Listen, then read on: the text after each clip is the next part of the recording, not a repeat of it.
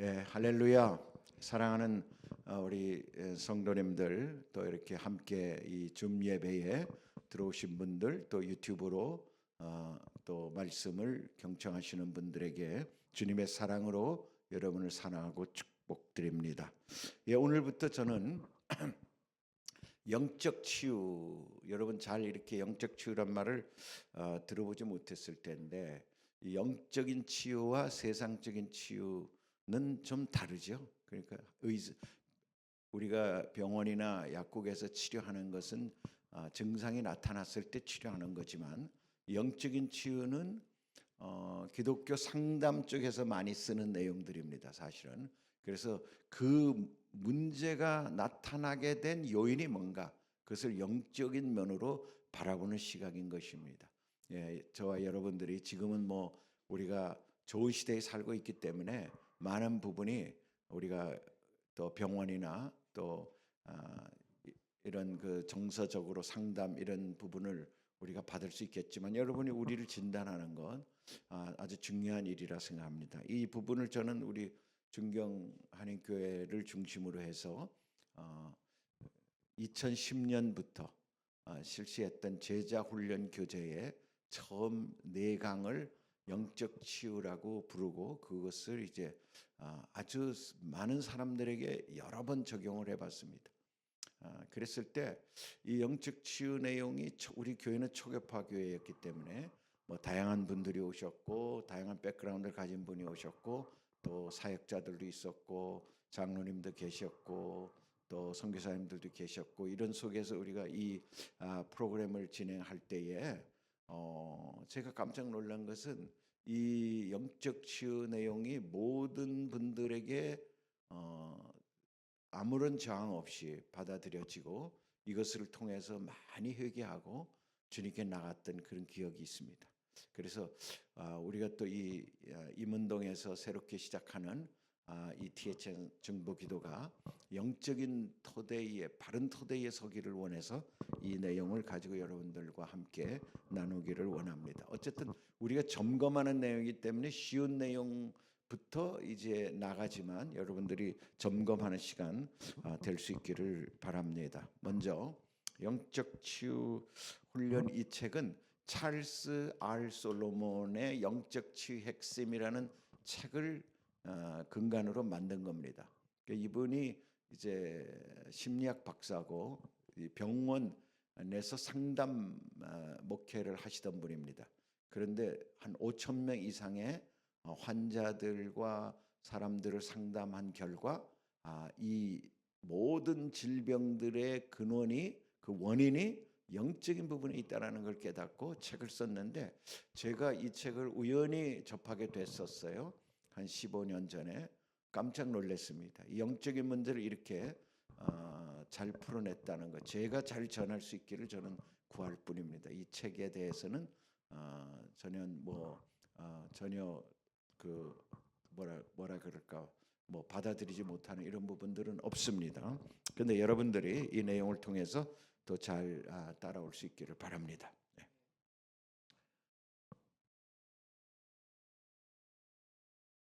네. 네.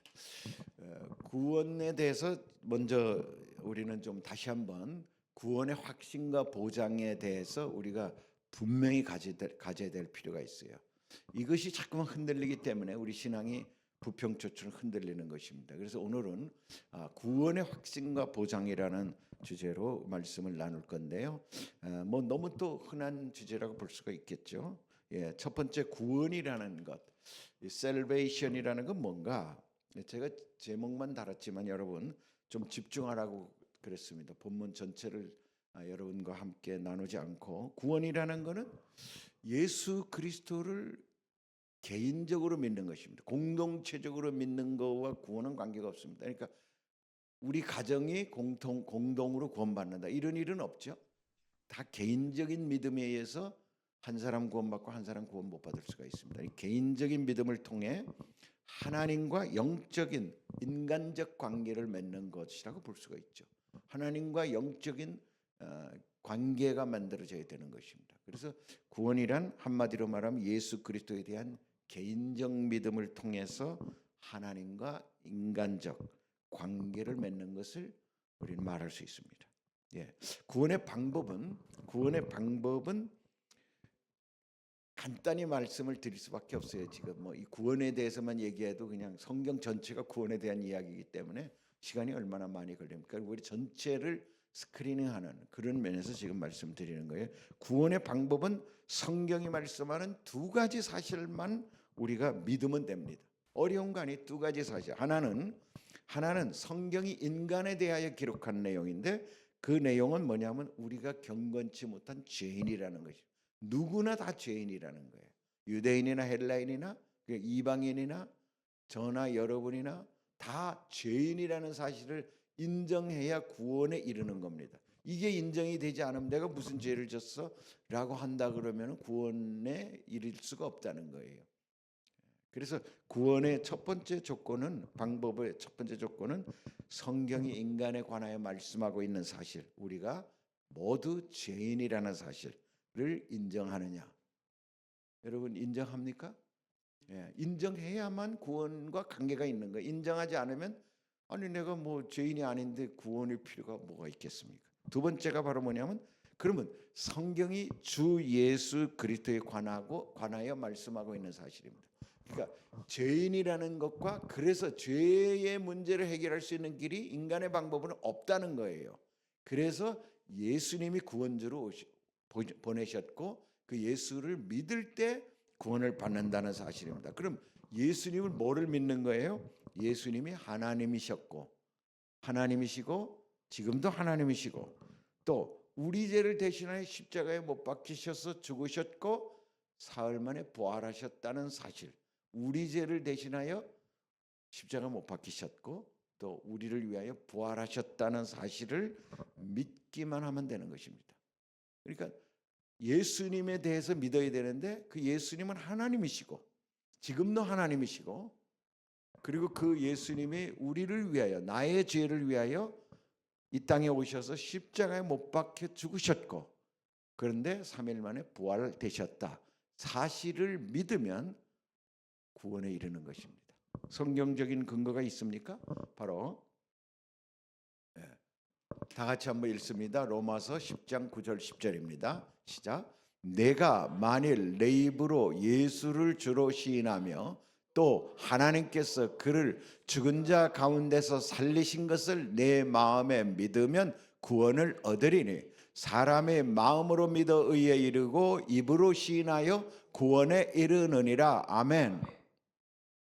예수님이 어떤 분인지를 이렇게 우리가 알아야 돼요. 이걸 모르고 예수를 믿으면 수박 겉핥기죠. 안 되죠. 그러면 예수님이 날 위해 죽으셨구나. 예수님이 날 위해 태어나셨구나. 동정녀로 마리아를 통해서 오셨구나. 이것을 우리가 더 깊게 알기 위해서 성경을 보는 것입니다. 그러나 우리가 지금 저와 여러분이 이 자리에서 우리가 이 메시지를 듣고 있다 그러면 우리가 공통적으로 구원에 이를 수 있는 길은 내가 죄인입니다.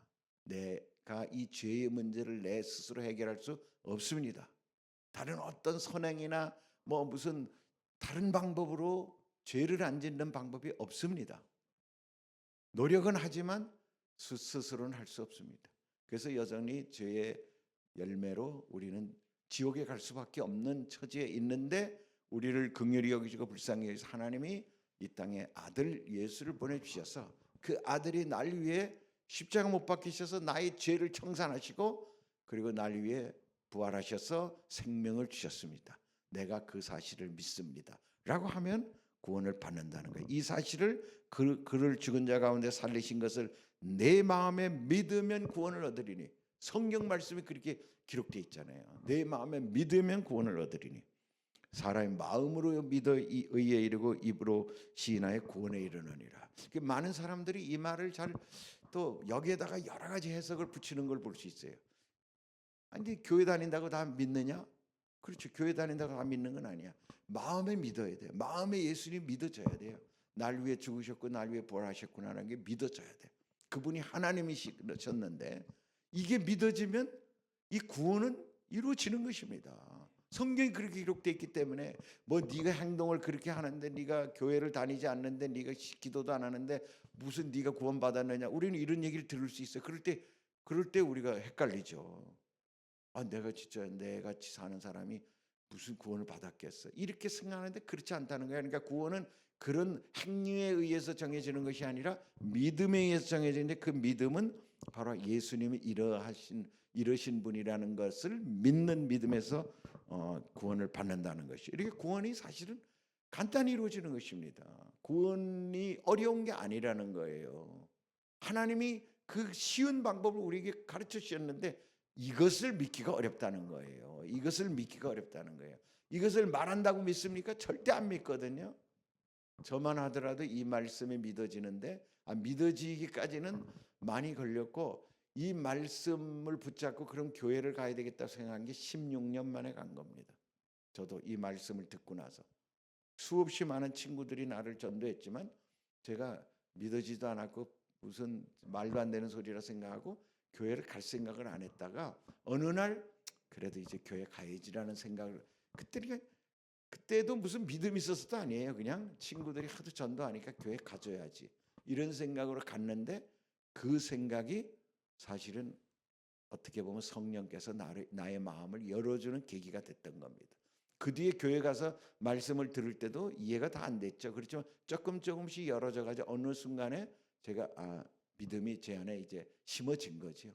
예, 그렇게 볼 수가 있습니다. 그러면 두 번째 우리가 중요한 거는 구원이 이렇게 이루어졌다 그러면은 구원을 확신해야 되는데 이 확신이 잘 안 된다는 거예요. 일반 사람들이. 지금도 교회에 다니는 사람 보고 물어보면요. 50%는 확신이 없어요. 50%는 긴가민가한 거예요. 천주교 신자들은 죽을 때까지도 확신이 없어요. 거의 확신이 없습니다. 가봐야 안다는 거예요. 그래서 죽은 다음에 그 가족들이 계속해가지고 연도를 하고 뭐 더 헌금을 하고 이렇게 하는 거예요. 근데 기독교는 그렇지 않습니다. 죽고 난 다음에는 길이 없어요. 죽기 전에 우리 생명이 있을 때 우리가 예수를 믿어야 되고 그렇게 될 때 우리가 구원에 이른다는 거죠. 그래서 구원의 확신을 우리가 살펴보면 이런 걸 알 수 있어요. 구원의 확신은 감정이나 체험이 아닌 성경의 사실에 근거해야 된다. 그러니까 구원을 무슨 감정이 오늘 좀 기분이 나쁘니까 구원 못 받은 것 같아. 오늘 기분이 좋으니까 구원 받은 것 같아. 오늘 은혜가 교회를 갔는데 은혜가 돼서 구원 받은 것 같아. 오늘은 말씀이 전혀 들리지 않았어. 구원 못 받은 것 같아. 이렇게 휘둘리는 게 아니라는 거예요. 근데 우린 많은 사람이 지금 그러고 있다고요. 사실 이게 간단한 아주 기초의 기초인데도 이것이 해결이 안 돼 가지고 이 진짜 부평초처럼 사는 사람들이 너무나 많은 겁니다. 그래서 우리가 잘 아는 말씀이죠. 말씀을 감정으로 받으면은 이것은 믿음이 아닌 것입니다. 말씀을 감정으로 받으면 늘 우리는 말씀 믿어지지 않습니다. 기분이 나쁘다고 해서 말씀을 걷어차고 또 목사님이 내 마음에 안 든다 그래가지고 목사님 말한 것은 다 믿어지지 않고 이런 경우가 너무 많다는 거니까 뭔가 중간에 자꾸만 개입되는 것입니다. 그게 아니에요. 이 구원의 확신은 누가 갖느냐? 말씀이 그러면 아멘. 말씀이 그렇지 않으면 노멘 이러는 거지. 그럴 때 우리가 구원을 받는 거예요. 여러분은 뭘 믿습니까? 여러분이 오늘 기분이 좋습니까? 기분이 좋든 안 좋든 말씀을 믿는 게 구원이에요. 말씀 믿는 게 이게 중요한 것입니다. 그래서 보통 사람들은 말씀 감정 믿음이에요. 보통 사람들은 말씀을 대할 때 내 감정에 따라서 믿음으로 취할 건가 말 건가를 결정하기 때문에 늘 흔들리는 거예요. 근데 말씀이 그러면은 그냥 따라가는 것. 그러니까 비행기 조종사가 그 하늘에 떴어요. 그 다음에 막 구름 속으로 뚫고 들어가요. 사방이 칠흑까지 하나도 안 보여요. 다 온 사방이 360도 방향이 어떻게 알 수가 없어. 뭘 의지합니까? 계기를 의지하는 계기. 이 계기의 나침판을 의지해서 앞으로 가야 되겠구나. 지금 내가 거꾸로 가고 있구나. 지금 옆으로 가고 있구나. 이걸 아는 거잖아요.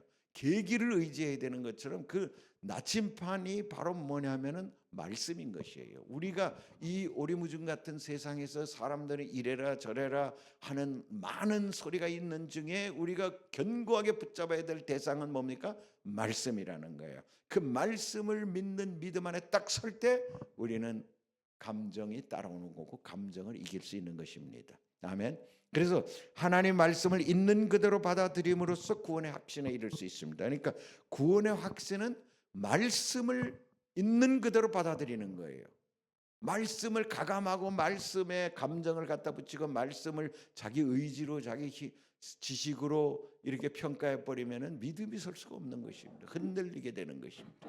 이 세상 사람들이 왜 믿음을 갖지 못하나요?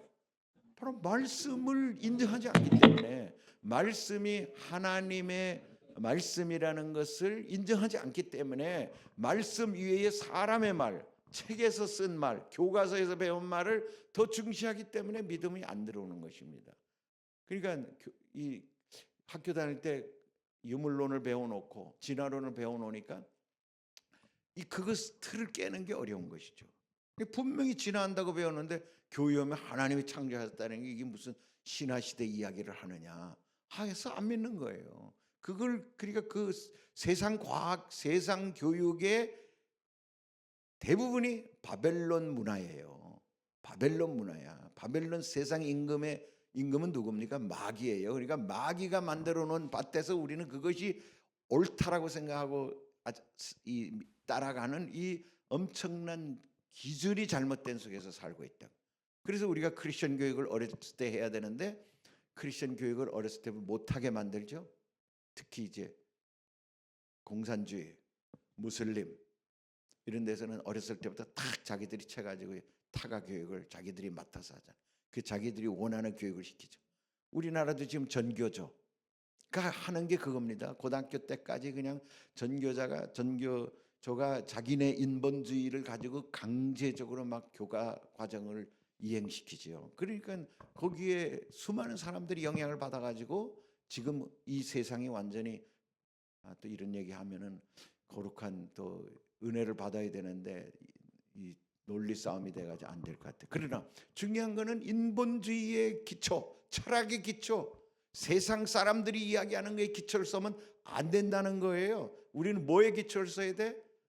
말씀의 기초를 써야 되는 거지. 그래야 확신이 생기고, 그래야 그 말씀을 붙잡고 우리가 어떠한 상황 속에도 우리가 뚫고 나갈 수 있는 힘이 생긴다는 거예요. 믿으시면 아멘. 네. 그래서 구원의 확신이 있습니까, 여러분? 여러분 오늘 죽어도 흔들리지 않고 천국 갈 수 있는 구원의 확신이 있습니까? 있어야 되는 거예요. 그러면 오늘 죽으면 구원에 가요. 그 천국에 가요. 그런데 흔들려 이게 아닌데? 라고 생각하면은 흔들리는 거예요. 지금 여러분이 믿음 안에 서 있지 않는 거예요.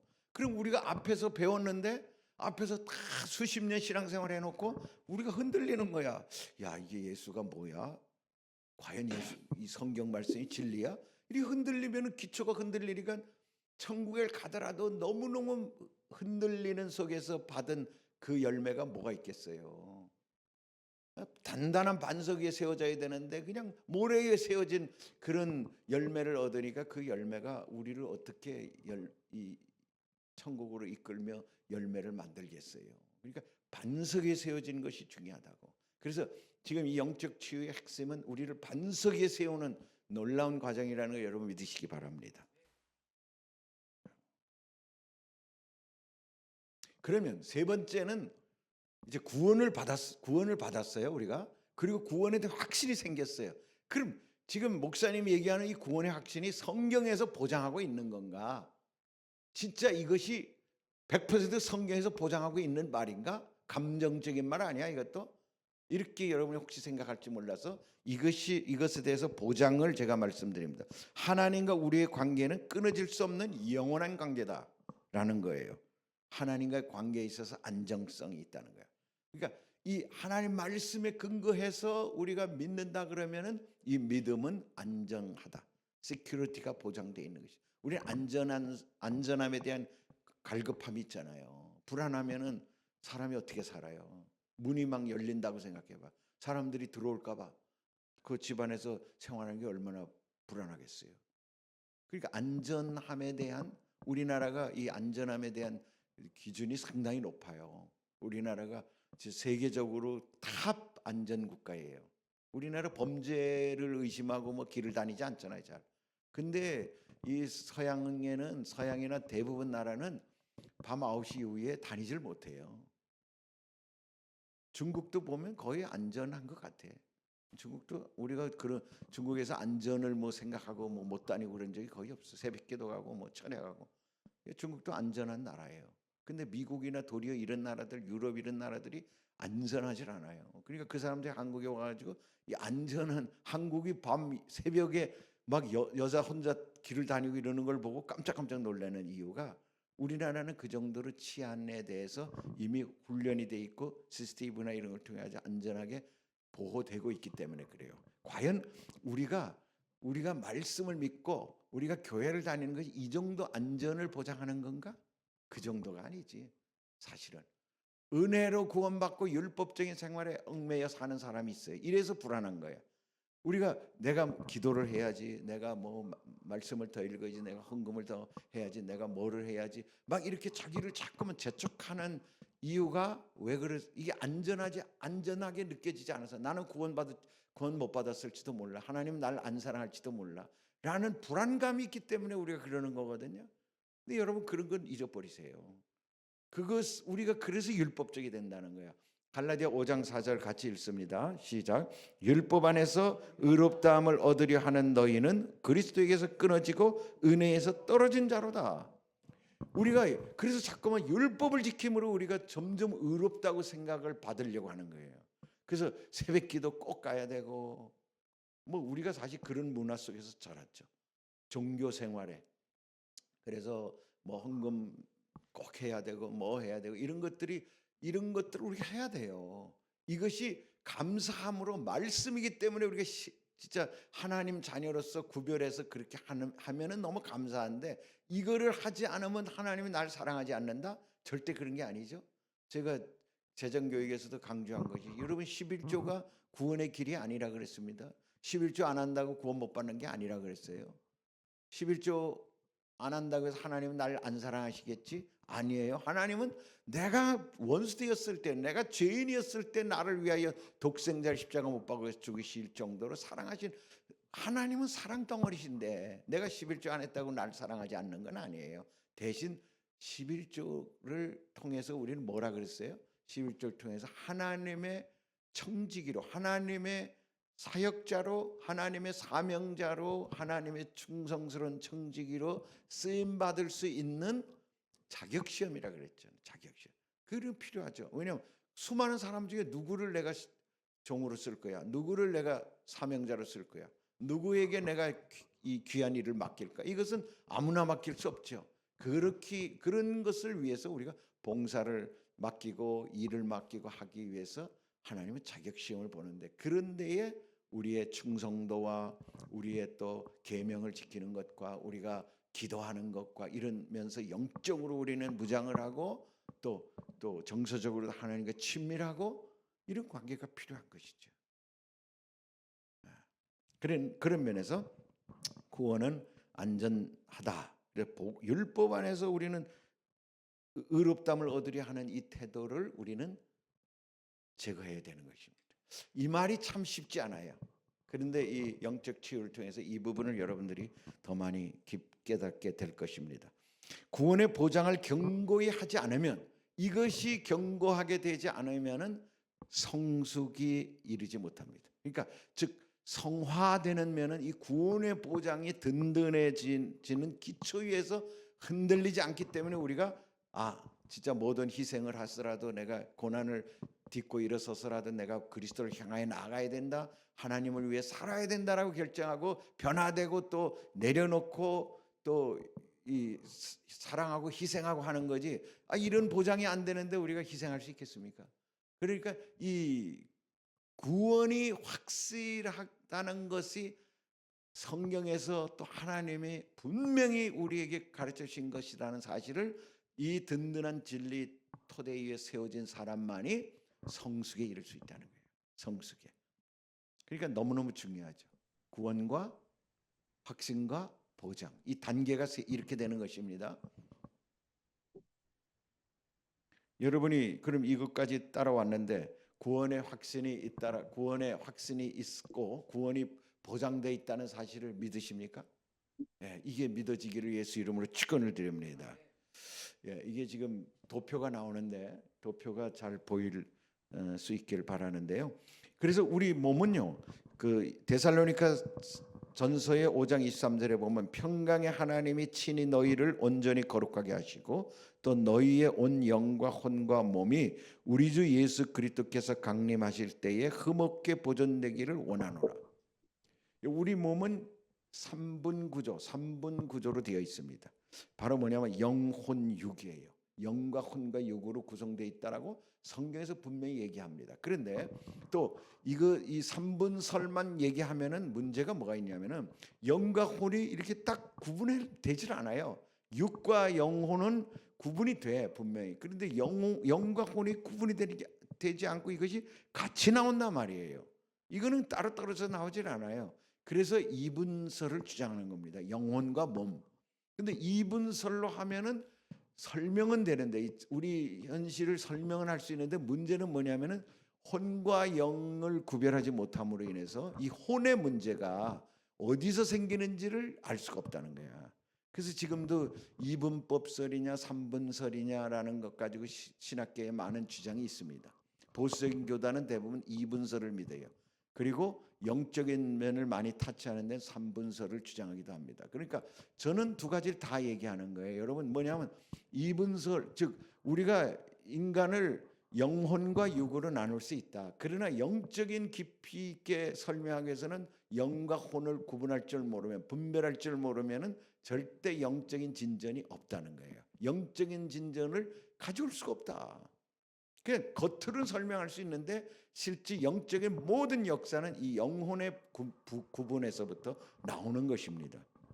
그러면 영혼 육의 핵심적인 사항은 뭐냐? 영은 하나님과의 관계를 결정하는 겁니다. 그래서 영의 기능은 직관, 양심, 영적 교통 이런 거로 나타나요. 그래서 영이 살으면 하나님의 의식을 하게 되는 거예요. 하나님을 의식하는 거예요. 이 영이 죽은 사람은 절대로 하나님을 의식하지 않아요. 모르니까, 이게 죽었으니까.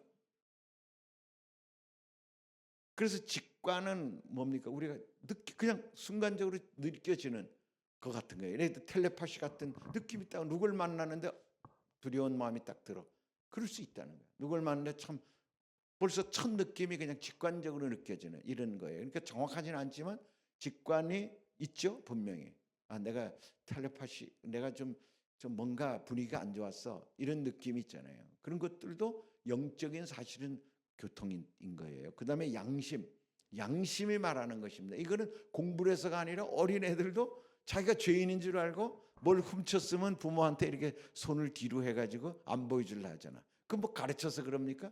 지가 죄를 졌는지도 모르지만 꼭 보면 자기가 잘못한 일을 하면은 저 안 보이는 쪽에 가가지고 뭐 이렇게 숨을라 그러고 뭘 먹을 것도 뭐 먹을 걸 가지고 가서 지 혼자 이렇게 가서 보면 거기 있고. 그 우리 손주 보니까 십몇 개월인데도 그러더라고. 그 벌써 구석에 가면은 알아. 저게 뭘 지금 죄를 짓고 있구나. 어떻게 알겠어 얘가. 그게 벌써 아는 거야 애도. 자기가 잘못해 놓으면은 그 벌써 얼굴이 안색이 변화되고. 그런 것이 이제 어떻게 보면 양심이죠. 영적 교통.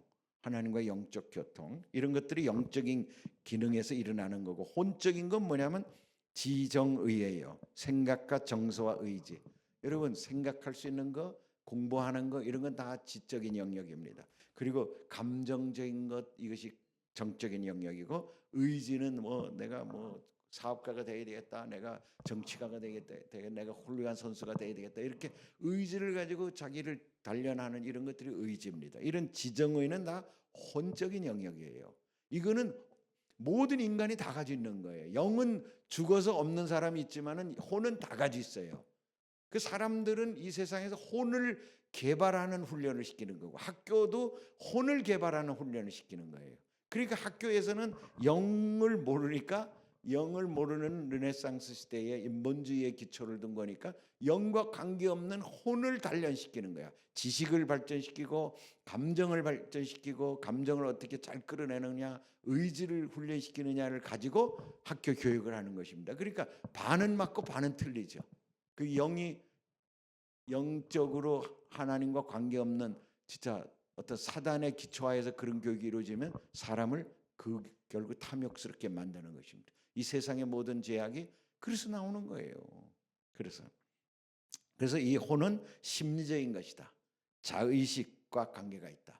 우리 심리 안에 생각과 감정과 의지와 관계되는 것이다. 그다음에 몸은 생리적인 것입니다. 몸은 두 가지야. 환경과의 관계를 결정하고 생리적으로 우리가 생리의식을 갖잖아요. 그러면서 세상에 대한 우리의 생각을 갖습니다. 뭐 감촉을 느낀다든가 맛을 느낀다, 이런 거 다 몸으로 느끼는 것입니다. 이게 바로 영혼육의 기능이에요. 이 기능을 우리는 잘 봐야 될 것입니다. 그다음에 조금 복잡한데 그냥 쭉 훑어만 내려가겠습니다. 이 영은 5단계로 발전이 됩니다. 영은 구원과 확신과 구원의 보장, 이거 했죠 우리? 지금 영은 구원을 받아야 돼요. 그래야 영이 열리는 거야. 근데 그것을 이제 구원을 받고 그다음에 확신을 갖는 거예요. 그다음에 구원의 보장까지 가면은 구원에 대해서 이제 탁 잡힌 자가 되는 거지. 그다음에 우리가 이렇게 되려면은 뭘 해야 돼? 예수님을 영접하는 과정이 있어야 되는 거죠. 그러니까 이거는 처음에는 성령께서 그냥 우리 안에 들어오셔서 그렇게 우리를 이끌어 가는데 어느 정도 되면 우리가 영접을 하게 됩니다. 아, 내가 죄인인 것과 예수님을 내가 영접하겠습니다. 이렇게 하는 과정이 있죠. 그 영접의 과정이 있고 그다음에 전적으로 그분께 의탁하는 단계가 있죠. 전적으로 맡길 수 있는 단계. 요 4번까지는 우리가 한 거야. 4번까지는. 그런데 이 전적인 의탁이 안 되고 있는 거죠. 잘 부분적으로 되고 있는 거죠. 그래서 우리가 이제 이 세상 가운데서 여러 가지 어려움 가운데 환난 가운데 있게 되는 것입니다. 그리고 이 과정을 우리는 영적인 훈련에서 받게 되는 거고, 내가 지금 어느 위치에 있는 거를 알아야 돼요. 어떤 사람은 구원의 보장까지 안 간 사람이 있지, 확신이 없는 사람이 있죠. 50%가 그렇다니까, 교회 다니는 사람 중에. 그다음에 혼은 뭐냐? 혼은 보면 여기 보면 중간에 자라고 동그라미 안에 있죠. 자가 주인된 삶을 얘기하는 거예요. 지금 이거는 자가 주인된 일반적인 사람은 영은 죽었죠. 까맣죠. 영이 지금 죽어 있는 거야. 그러나 영이 조금 살아 있어도 자아가 여전히 중심인 사람이 있겠죠. 그런 사람들은 뭐가 나타나냐면 자아가 중심되면 욕구 불만이 가장 큰 거로 나타나는 거야. 항상 결핍이 있어. 그래서 결핍이 가정과 직장 가운데서 나타나는 겁니다. 그래서 열등감으로 나타나고 불안감으로 나타나고, 나는 이 가정에 부적당해, 나는 사회에 부적당해, 왕따 당하고 있어, 이렇게 부적당한 감으로 나타나고, 죄책으로 나타나는데 이 죄책은 사실적인 죄책, 실질적으로 죄를 짓는 것도 있고 상상적인 죄책도 있다는, 이런 걸로 나타나고 염려, 의심, 두려움으로 나타나는 거야. 이런 것이. 그러니까 우리가 이런 부분이 생긴다는 것은 지금 자아가 중심이 됐기 때문에 나타나는 것이에요. 이것이 그냥 내추럴한 것이 아니에요. 열등감이 자연스러운 게 아니라 내 자아가 중심이 되면 이렇게 나타나는 거예요. 이렇게 나타나는 거예요. 근데 자아가 또 하나의 방법은, 또 하나는 적개심으로 나타나요. 그러니까 내가 결핍하니까 저 사람은 왜 가졌어? 결핍함이 나타나니까 그 다음에 적개심으로 나타나는데, 이건 감정적으로 억압과 초조로 나타나고, 그 다음에 생각으로 공상, 정신분열, 편집증, 강박관념으로 나타난다. 이게 그냥 한번 쭉 스크리닝 해보세요. 그래서 그 결과가 몸으로 나타나는데, 이런 게 되니까 이 혼이 망가지니까, 혼이 자꾸 스트레스가 쌓이고 하니까 몸으로 어떤 게 나타나냐면 긴장성 두통, 긴장성 두통 혹은 편두통, 신경성 위장 장애에서 위궤양까지, 발진, 두드러기, 알레르기, 천식, 관절염, 동계란 말은 좀 어렵죠? 동계란 말 알아요? 두근거리고, 마음이 막 두근거리는, 공황 장애 같은 경우 되죠. 전환 히스테리. 이게 뭐냐면은 스트레스가 무의식적으로 나타나는 건망이라든가 뭐 혼미하다든가 이런 거라 그래. 전환 히스테리가 호흡 장애, 강박적인 탐식. 그래서 막 그냥 막 먹는 거야. 피곤, 불면증, 또 잠만 자, 계속 잠으로의 도피, 고혈압 이런 걸로 나타난다는 거예요. 이 분이 수천 명을 대상으로 해서 상담해 본 결과예요. 결국 자가 중심이 된 사람들이더라 이거야. 자가 중심되니까는 혼이 이런 이 억압에 눌리고 자꾸 욕구불만이 돼가지고 이것이 해소가 되지 않으니까 이 왜 우리가 염증이 있으면은 막 두드러기가 나고 발진이 나고 이런 것처럼 우리 몸에 이상 증세가 나타나더라 이거야. 이게 자아정신 그리스도인에게서 나타나는 장애물이라는 거예요. 장애들이라는 거예요. 이런 것이 어떤 분은 심할 수가 있고 또 좀 약할 수가 있겠죠. 물론 이런 부분들을 진단하는데 이제 영적 치유라는 과정이 안 들어가면 그냥 표피적으로 나타나는 증상만 처리하게 된다는 얘기예요. 그래서 네 번째 단계입니다. 네 번째 단계는 이제 우리가 아까 뭐래서 구원, 확신, 보장까지 했죠. 그 다음에 네 번째는 이제 의탁이 되는데 이 의탁이라는 문제 한번 보겠습니다. 전적인 의탁은 그리스도인의 생활의 핵심적인 단계예요. 이 전적인 의탁이 그리스도인 생활의 핵심적인 단계. 우리 실질적인 생활에서 나타나는 현상인데 로마서 12장 1절 한번 같이 읽습니다. 시작. 그러므로 형제들아 내가 하나님의 모든 자비하심으로 너희를 권하노니 너희 몸을 하나님이 기뻐하시는 거룩한 산제물로 드리라. 이는 너희가 드릴 영적 예배니라. 그러므로 형제들아. 이 그러므로라는 말은 로마서 1장부터 11장까지의 내용을 너희가 다 숙지했느냐? 그러므로 구원이 우리 주님이 우리에게 선물로 주셨다. 구원을 받은 사람은 소망과 기쁨과 평안과 또 성령과 사랑이 넘치게 되어 있다. 이게 우리 안에 그 마음을 주셨는데 우리가 현실적으로는 우리가 자아와 육체와 또 율법이나 이런 여러 가지 제한으로 인하여 우리가 성화되지 못하고 있고 성숙되지 못하고 있다. 그걸 어떻게 이뤄가느냐? 성령 안에서 이뤄간다. 성령이 주인 되면 그런 일을 이룰 수 있다는 걸 1장에서 8장까지 말씀을 했어요. 그리고 9장부터 11장까지 그거를 이스라엘에 적용을 한 겁니다. 이스라엘에 적용하니까 우리는 우리한테 적용하면 되는 것입니다. 그렇게 적용하고 그 다음에 결론적으로 그러므로 형제들아 내가 하나님의 모든 자비하심으로 너희를 권하노니 자비의 모든 자비하심 하나님 모든 이렇게 하나님이 우리를 위해 펼쳐놓은 놀라운 구원의 계획 구원의 이 선물들을 다 너희들이 들었지 않느냐. 이 하나님이 베풀으신 놀라운 자비하심으로 내가 너희를 권하노니 그러므로 너희 몸을 하나님이 기뻐하시는 거룩한 산제물로 드리라. 이는 너희 드릴 영적 예배니라. 즉 그렇다 그러면 우리는 어떻게 살아야 되느냐? 산제물로 영적 예배를 드려야 된다. 우리 삶 가운데서 예배를 드려야 된다라는 것이에요. 그래서 생활이 중요하다는 거야. 생활이 그 결과라는 거야. 이 우리의 구원의 어떤 그 기초 위에서 우리에게 생활을 하나님이 보면은 알 수 있다는 거예요. 생활을 보면. 그래서 구원의 확신은 이 구원의 확신 보장, 구원과 확신과 보장은 우리가 하는 거예요.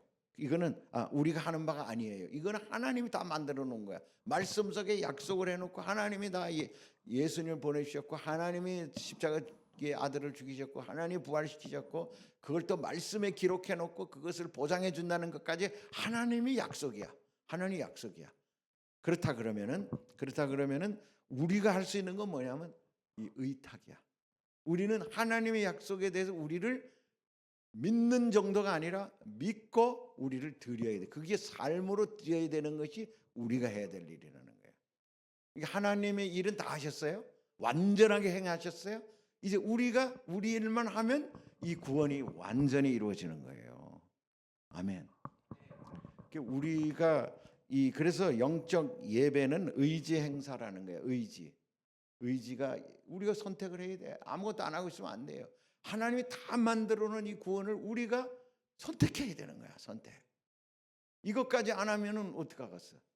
하나님이 약속한 거 믿고 선교하고, 믿고 전도하고, 믿고 기도하고 예배드리고, 우리가 이렇게 해야 되는 거죠. 그래서 전적인 의탁은 이 세상 어떤 것보다도 아버지의 뜻이 우리 삶 가운데 이루어지기를 원하는 그 바를 우리가 의지적으로 시인해야 됩니다. 의지적인 시인이에요. 이 의지가 들어간다는 거예요.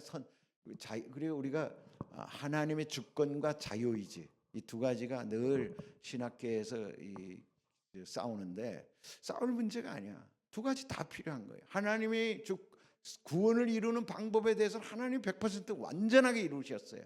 그거를 내가 받느냐 안 받느냐는 건 영접해야 되고 의탁해야 된다 이 말이야. 내가 예수님을 영접하고 의탁해야 되는데 영접을 안 하면 하나님이 아무리 좋은 선물 갖다 놔도 내가 영접을 하지 않는데 어떻게 그것이 내 것이 되겠어요. 그러니까 영접할 뿐만 아니라 그 말씀대로 철저하게 믿고 따라가는 거야. 그래서 내 안에 그 말씀이 주인되어 살아나게 하게, 그 말씀이 살도록 만드는 일이 바로 뭐라는 거예요? 그게 생활이라는 거야. 그게 전적인 의탁적인 생활이라는 거예요. 그래서 가장 중요한 게 뭐냐? 하나님께 전적으로 쓰임을 받기 위해서는 반드시 전적인 순복을 해야 된다. 순복이 중요하다 그랬지? 순복음은 순복하는 복음은 아니에요. 순전한 복음이란 뜻이야. 순복, 그러니까 순종 플러스 복종의 의미가 있어요. 그냥 적극적인 복종까지 순복되어져야 된다. 전적인 순복은 하나님께 의해서 전적으로 쓰임을 받는데 꼭 필요한 전제 조건이다. 왜 우리가 하나님께 쓰임 못 받고 하나님의 그 열매를 못 취하느냐? 전적인 순복이 안 이루어지고 있기 때문에 그런 것이죠. 근데 왜 안 이루어지느냐? 삶의 예배를 드리지 않기 때문에 그래. 왜 삶의 예배를 드리지 않느냐? 구원이 확신이 없기 때문에 그래. 구원의 보장을 확실히 믿지 못하기 때문에 그래. 그러니까 모든 것이 하나님과의 이 관계에서부터 우리가 안정감 있게 그거를 취해서 가면은 이루어지는 일인 건데, 그거를 우리가 믿질 못하. 중간에 이게 구원의 기초가 잘 안 돼 있으면 뒤가 잘할 수가 없어요. 그래서 제가 로마서를 쓰면서 진짜 핵심적인 건 이 구원의 기초가 깊이 이해되고 깊이 뿌리를 내리면 내릴수록 성화도 되고 열매도 나무가 크게 된다는 걸 깨달았어요. 우리 구원받았으니까 우리 이제부터 열심히 일하자라는 걸로만 끝나면 안 돼. 그래서 이 말씀을 깊이 읽어서 이 말씀 속에 생수를 우리가 끌어들이고 이 생수를 깊이, 왜냐하면 생수가 여러분 비가 너무만 기근이 오면 어떻게 돼? 생수가 낮은 곳에 있는 생수는 이제 다 없어지잖아요. 그러니까 깊이 있는 것만 우리가 뽑았을 수 있어요. 깊이 그래서 뭐 100m, 뭐 때로는 몇백 미터를 막 파잖아요. 생수 끌어올리려고 저기 아프리카 같은 데서나 중동 지역에서는. 그러니까 낮은 지하에서는 생수가 없어. 이미 다 고갈돼 가지고. 그럼 우리도 그런 환경이 지독하게 어려운 상황에 처했을 때는 깊이 있는 생수를 끄집어올려야 했는데 그럴 실력이 없다는 거야. 우리가 그럴 실력이 없으니까 흔들리는 거야. 흔들려. 근데 저 밑에 생수가 터지면은, 저 밑에 우리가, 그래서 생수가 터지면 늘 우리는 그 생수 때문에 우리는 갈급함이 해결될 수 있는데 생수를 못 터뜨리는 거예요. 그 이유는 전적 순복을 안 하기 때문에. 그러니까 순복에 달려 있는 거예요, 여러분. 결정은 순복에 달려 있는 거야. 믿음에 달려 있는 게 아니라 믿음이 순복까지 가야 되는 거예요. 우리는 믿음을 그냥 내가 뭐 예수 믿었으니 그냥 이럴 때 이렇게 생각하는데 그게 아니라 이 믿음의 단계는 아브라함을 통해서 우리 뭘 할 수 있어요? 모리아 제단에 자기의 아들을 드리라는 그 명령에도 순종하는 믿음, 그 최고의 믿음까지 갈 때 최고의 복을 받고 믿음의 조상, 순종의 조상이 됐잖아요. 그러니까 때로는 하나님은 우리에게 그러한 믿음의 크기를 원한다고. 내 믿음이 그밖에 안 되느냐? 이 믿음이 적은 것들아. 믿음이 내 믿음은 크도다. 그렇게 그 믿음에 따라 나무가 크게 열리기도 하고 있다고. 그래서 저와 여러분들의 하나님이 보시는 거는 우리가 어느 정도 믿음을 뿌리가 깊게까지 내려서 목숨이 위태할 상황에 이를 때까지도 우리가 그분을 붙잡을 수 있느냐라는 거죠. 그러면 뭐 못할 게 뭐 있어요? 못할 게 뭐 있어? 예.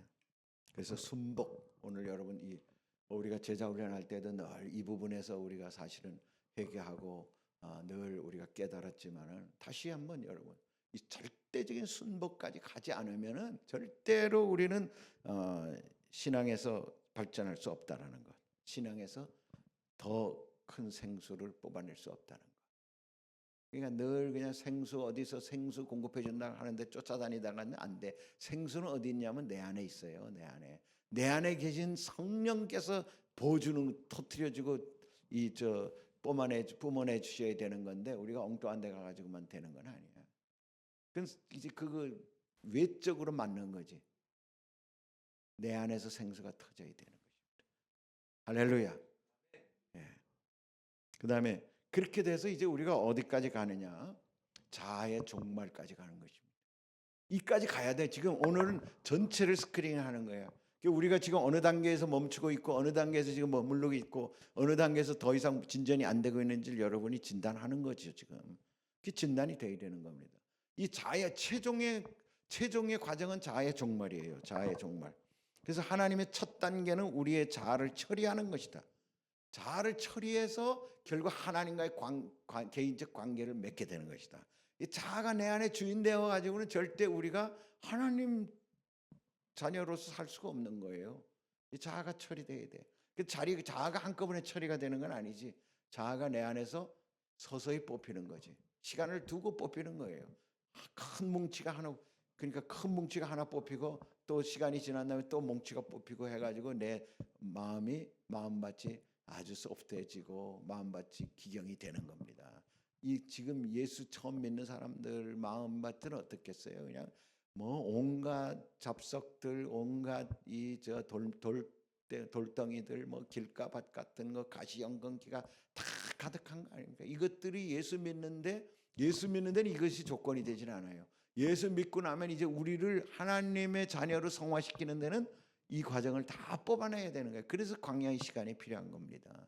광야가 없이 어떻게 우리가 예수님 닮는 사람이 될 수 있겠어요?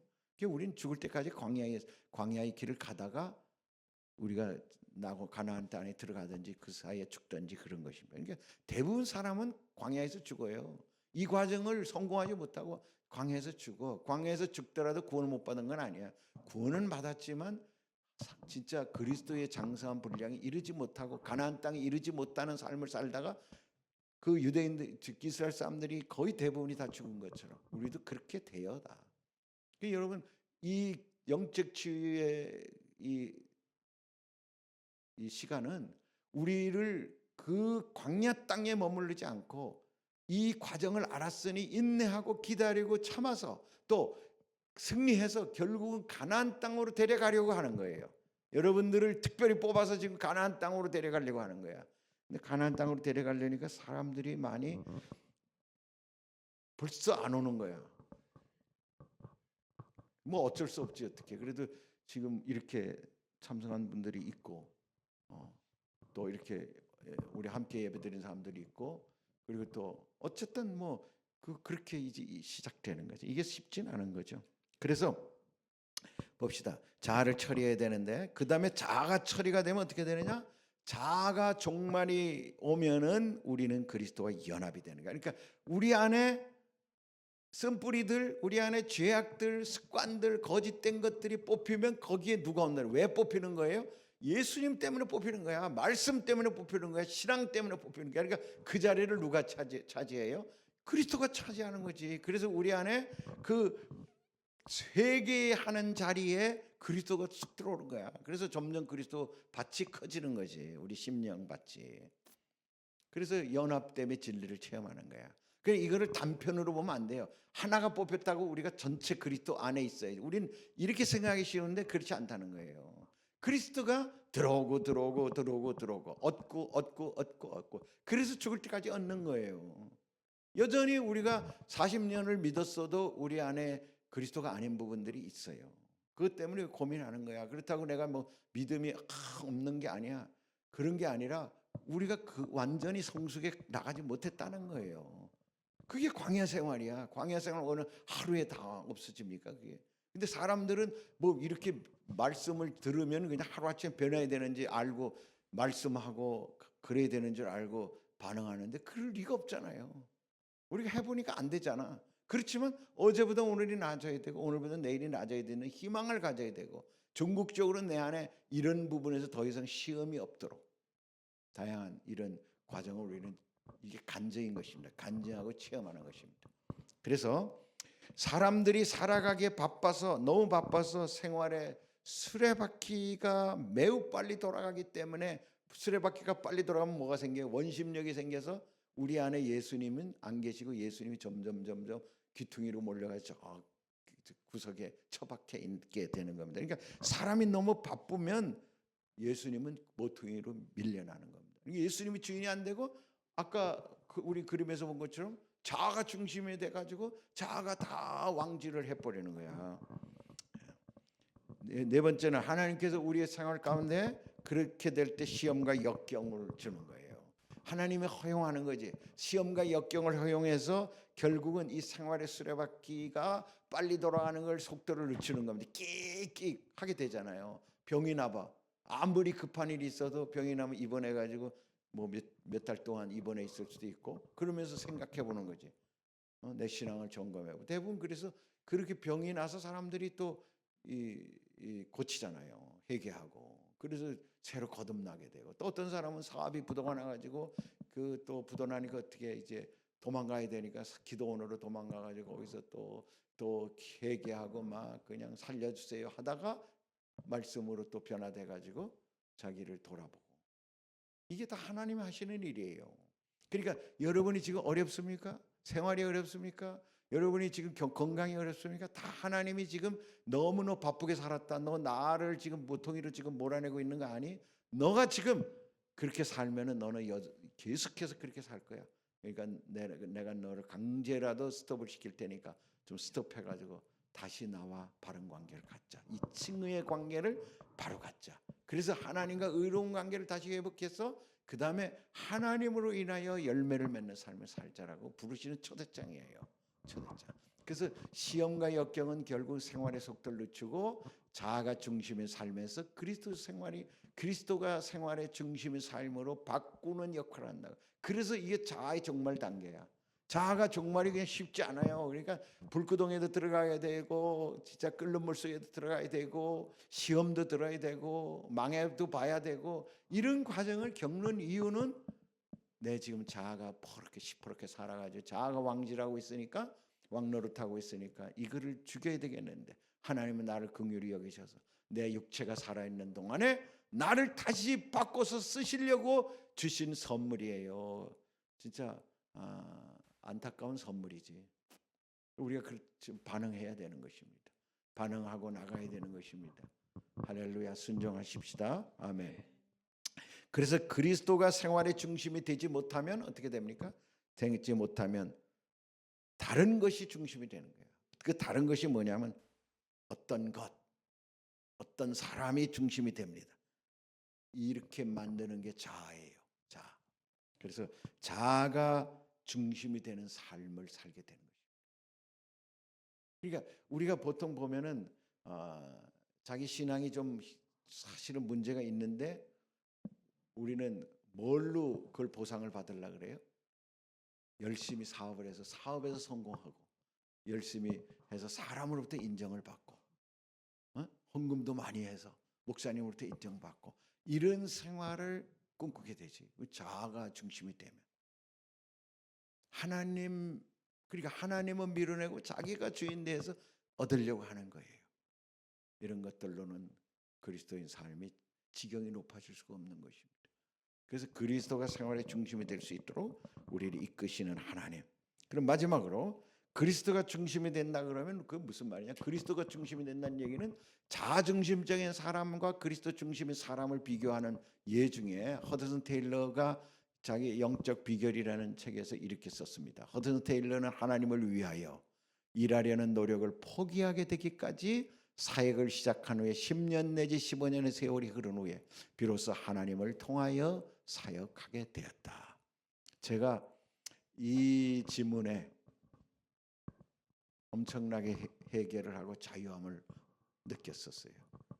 제가 그때 2010년이니까 95년부터는 15년 사역을 했을 때야.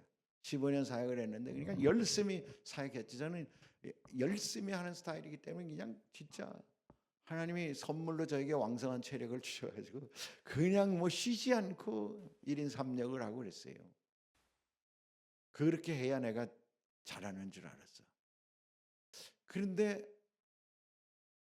뭔가 열매는 있는 것 같긴 한데도 뭔가 갈비급함이 있고 더 열심히 해야 된다는 마음만 생기지 나 자신을 잘 모르겠다. 근데 제가 이 부분을 놓고 허드슨 테일러 같은 선교사의 최고의 모델이잖아요. 윌리엄 캐리하고 허드슨 테일러. 이런 분도 사역 시작한 지 10년 내지 15년의 세월이 흐른 후에 비로소 하나님을 위하여 일하는 게 아니라 나를 통하여 하나님이 일하는 것을 보게 된 것입니다. 그러니까 하나님이 나 안에서 하나님이 일하는 것을 경험했다는 거예요. 그 뒤로 차이나 인랜드 미션을 통해 가지고 수천 명의 선교사들과 함께하는 그런 선교단체를 만들고 진짜 역사적으로 아주 왕성한 열매를 얻었던 허드슨 테일러인 것입니다. 하나님을 위하여 우리가 애를 썼잖아요. 하나님 위하여 애를 써. 지금도 그럴지도 몰라. 근데 아니야. 내 안에 계신 그분이 나를 옷 입고 그분이 일해 주시는 것. 하나님이 일하시는 단계. 하나님이 일하시는 단계. 이 단계를 맛봐야만 스스로 하나님이 일하시고 열매 맺고 부흥하고 성장하고 그리고 하나님의 일을 스스로 이루시는 것입니다. 그러니까 우리가 하나님이 일하는 걸 봐야 되지. 이 단계. 하나님이 어떻게 일하시는가를 보는 단계. 내가 먼저 앞서는 게 아니라 하나님이 일하시는 걸 목도하면서 거기에 따라가는 그 재미는 얼마나 기대가 되겠어요. 기대가 되더라고요. 이번 내가 방콕 모임에 하나님이 그런 마음을 주셔가지고 하나님 일하시는 거 보겠습니다. 내가 손 안 까딱 안 하고 하나님이 일하십시오. 기도만 하고 말씀만 올리고 그렇게 했었어요. 하나님이 일하시는 것을 이번에 아주 너무너무 명확하게 봤죠. 아멘. 하나님이 일하시고 싶은 거야. 하나님은 나를 통해서 일하시고 싶은 거야. 나를 사용하고 싶은 거지. 하나님이 내가 앞서면은 내가 주인 되면 하나님 팔짱 딱 끼고 해봐 그래. 왜냐면 그 해봐의 결론은 뭐야? 지가 지풀에 넘어져 가지고 하나님 날 도와주세요 라고 할 때까지 기다릴 수밖에 없지. 그게 어미소가 새끼소를 멍에를 가르치는 방법 아닙니까? 어미소는 그냥 계속 일장에 가는데 새끼소는 지가 멍에를 메고 어떻게 합니까? 지가 앞서거니 뒤서거니 하면서 이 멍에가 가볍잖아. 어미가 크니까 어미가 다 짖으니까 자기는 가볍단 말이야. 그러니까 뭐 가볍네 하고서 앞서가다 보면 지가 멍에를 메야 되니까 힘들고 또 아이고 힘들다 뒤처지니까 멍에에 끌리니까 힘들고 그런데 어미소는 옆에서 여전히 이렇게 그냥 동행 속도로 가고 있는 거야. 그래서 깨달은 게 뭐예요? 이 새끼소가 엄마 옆에 있어야만 내가 힘이 안 드는구나. 그게 바로 나의 멍에를 메고 내게 배우라. 나는 마음이 온유하고 겸손하니 나의 멍에를 메고 내게 배우라는 거 아니에요. 우리는 하나님 옆에서 하나님이 일하시게 하는 이거를 배우지 않고서는 힘만 들어요. 열매도 없고. 우리가 그런 면에서 그리스도 중심의 사람이 되어야 되는 것이죠. 두 번째로 하나님께서 우리가 그를 위해 증거하는 생활을 원하지 않아요. 하나님이 우리를 통해 역사할 수 있기를 원하지 우리가 그를 증거한다든가. 이게 내가 처음 시작할 때는 잘 이해가 안 됐어. 뭐 이해는 됐죠. 말은 이해가 됐지만 이 단계를 안 됐기 때문에 아니 그래도 우리를 통해서 뭔가 일을 해야 될 거 아니야라는 생각이 있었는데 하나님은 네가 뭘 일을 하기 원하지 않아. 그냥 그들 내버려 두는 거야. 내버려 둬. 세상 사람도 열심히 하면 열매 맺는 것처럼 우리 크리스천도 내 열심으로 열매 맺을 수는 있어요. 그러나 그 열매가 하나님 원하는 열매와 관계없을 수 있지. 그때는 하나님이 그냥 팔짱 끼고 계세요. 네가 해라. 모세에게도 그랬잖아. 그래, 내가 너희들 가나안 땅으로 올려 보낼 테니까 대신 나는 안 가겠다. 나는 따라가지 않겠다 그랬잖아. 그게 무슨 얘기냐? 또 모세가 하나님 앞에 막 부르짖고 그러니까 그때 또 하나님이 다시 또 그래 이제 깨달았느냐? 내가 너와 함께하리라.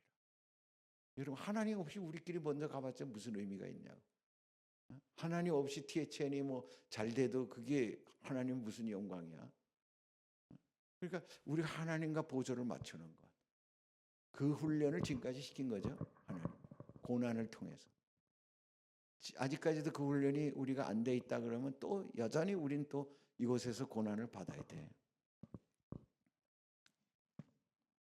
정서적 정신적 갈등들이 정서적 정신적 갈등의 근본 원인이 생기는 이유가 이 찰스 솔로몬이 결론을 내리기는 자중심 때문에 그렇다.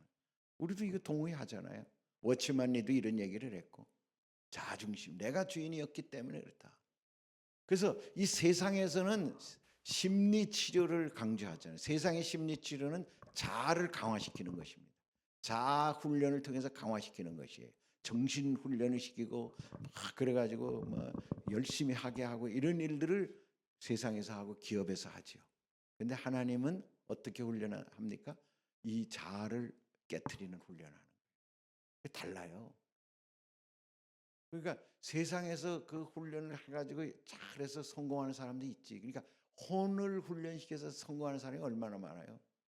지식을 발전시켜서 성공하는 사람, 좋은 책을 써서 성공하는 사람, 음악을 또 예술을 잘해서 성공하는 사람, 또 의지를 잘해서 운동선수가 되고 또 정치가가 되고 막 이런 사람. 이게 다 혼적 영역에서 자기 개발을 통해 가지고 성공하는 거예요. 이 성공은 하나님과 관계가 없는 거예요. 하나님 안 믿는 사람도 성공하고 대통령도 되고 재벌도 되고 할 수 있는 거야. 근데 하나님 안에서는 아무것도 아니야. 그거는 믿습니까? 아무것도 아닌 거예요. 그거는. 근데 하나님 안에서 그를 사용하지. 왜? 바로 왕을 사용한 것처럼 믿는 자들을 위해서 사용하는 거예요. 믿는 자들을 왜 징검다리를 놓게 하느냐, 채찍질을 하게 하느냐라는 역할로 쓰임 받는 거지. 자기들은 구원 못 받는 거예요. 구원하고 관계 없는 거예요. 그러려면 어떻게 되느냐? 하나님이 주인 되어서 하나님이 하신 일은 다 열매가 되고 남는 거죠. 우리가 이거를 이걸 깨닫고 진짜 하루도 더 살아야 돼요, 우리가. 그러니까 젊은 여러분들은 얼마나 좋아요. 이걸 깨닫고 남은 생에는 주님만이 나를 이끌어가고 주님이 일하는 시간이 되게 해주세요라고 우리가 결단해야 되는 것입니다. 그래서 그리스도께서 모든 것이 되려면 자아가 어떻게 된다고? 종말에 이르러야지. 그러니까 모세가 자기가 뭔가를 해보려 할 때는 결국은 하나도 쓰임 못 받지 못하고 도망자가 되어 가난 미디안 광야에 가가지고 결국은 그냥 목동으로 살았어요. 근데 80이 돼가지고 하나님이 부르셔서 그를 하나님이 지팡이 들려주시고 그를 깨뜨리셔서 사명자로 부르셔서 80년 걸린 겁니다. 80년. 그래서 그리스도가 저와 여러분의 모든 것이 되면 6개월만 일해도 어마어마한 열매가 있겠지. 세례 요한처럼. 그러니까 지금 깨닫는 게 중요해요. 나이를 따지고 난 뭐 끝났다 이렇게 생각하지 마시고 그렇게 생각하지 마시고 지금 깨닫는 게 중요하다. 지금 깨달아서 6개월만 쓰임 받아도 세례 요한처럼 되는 거야. 세례 요한처럼 여자가 난 자 중에